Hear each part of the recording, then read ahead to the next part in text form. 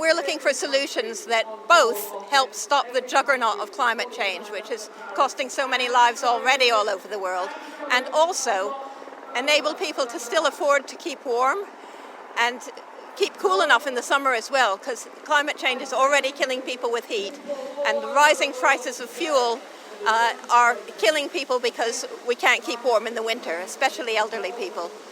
So we're looking for, first of all, insulation, which is a major solution that both helps people keep warm and stops climate emissions. It has to be safe insulation, not flammable insulation, not flammable cladding like at Grenfell, and not toxic insulation and cladding.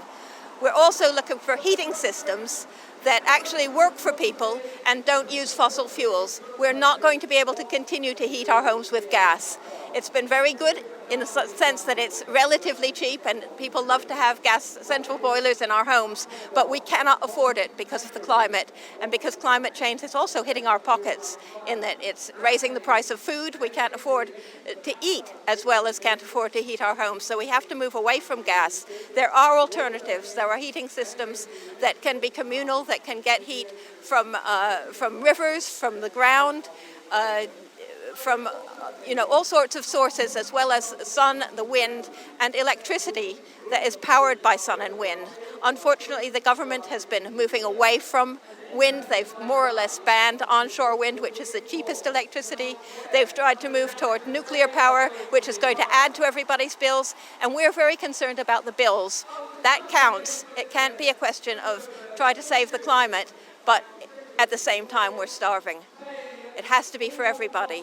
So another solution that we want is for a pricing system that is fair and that doesn't charge people more when we use less. At the moment, we are paying more per unit if you have to cut down on your fuel because you can't afford it, or if you cut down because you don't want the climate emissions. You're paying more per unit because of the standing charge. We want to reverse that, and we're floating the idea of an energy allowance where everybody would have the basic amount of energy free or at very low cost, and then you'd pay more if you were using a lot.